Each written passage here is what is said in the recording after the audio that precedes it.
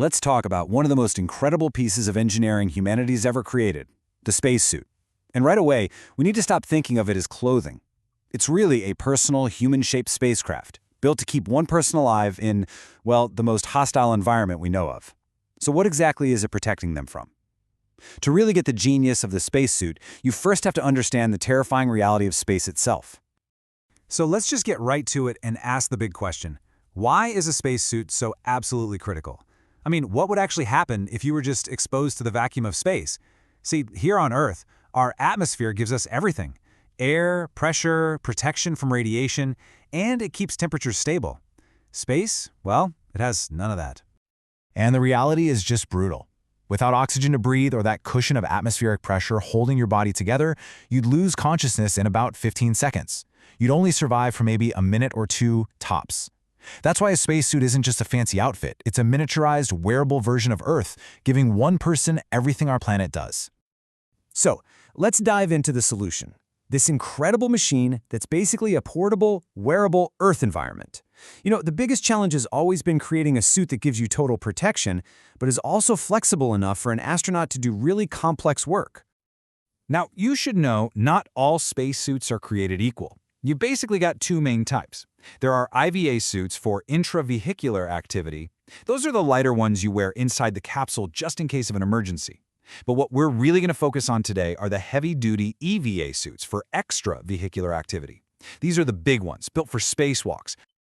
And the specific suit we're going to dissect is NASA's absolute workhorse, the EMU, which stands for Extravehicular Mobility Unit. I mean, this design goes all the way back to the Space Shuttle program, and it's been the go-to for spacewalks on the ISS for over 4 decades, getting constant upgrades along the way.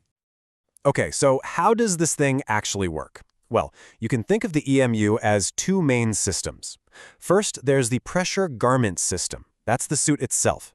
And then you have that incredible backpack, which is, and I'm not exaggerating, the astronaut's entire life support system.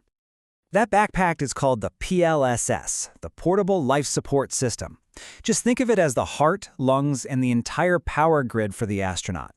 It's got the oxygen, it scrubs the carbon dioxide they exhale, it circulates cooling water, and it powers all the electronics. It is, quite literally, what keeps them alive out there. And if you want to know just how complex and valuable these things are, get this. In today's money, a single PLSS backpack is estimated to be worth up to $150 million. Yeah, it's just an astonishingly sophisticated piece of tech. So for something that critical, you might be surprised to learn how few of them there are. Only 18 of these complete life support units were ever even built for the whole Space Shuttle and ISS programs. Today, there's a fleet of just 11 that keeps the entire spacewalk program running. And despite being pretty old, they are absolute workhorses. People have described them as being like perfectly maintained vintage sports cars. They're old, but they still work great. They've been in service for over 40 years, which is just a huge testament to their original design.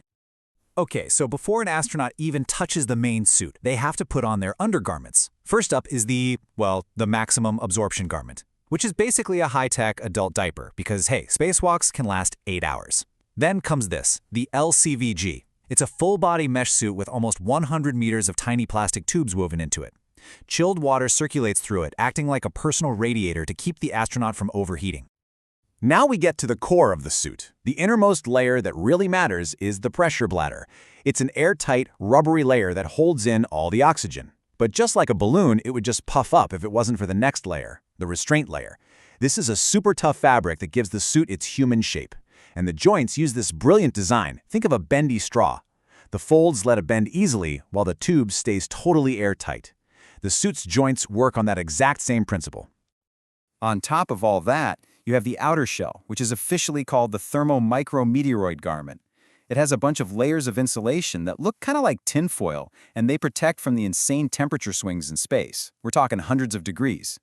The final outermost layer is that iconic white ortho fabric, which is a mix of stuff including Gore-Tex and Kevlar, giving that final line of defense against tiny bits of space debris.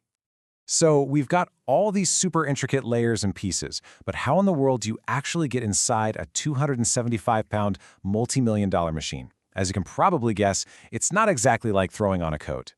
It's this painstaking process that takes hours, and it needs a lot of help. After the undergarments, the astronaut steps into the lower half of the suit. Then, they have to kind of wiggle their way up into the hard upper torso, which is mounted to the wall. The two halves get sealed together at the waist. After that, on goes the Snoopy cap with all the communication gear, then the gloves, the helmet, and finally, that huge PLSS backpack gets locked into place. And let's just talk about that helmet for a second. It's a fixed bubble, totally shatter-resistant, but it does not turn. So if an astronaut wants to look left or right, they can't just turn their head. They have to rotate their entire upper body. Imagine being in that tiny space for 8 hours straight. The EMU is, without a doubt, a legendary piece of gear, but it was designed for working in zero gravity.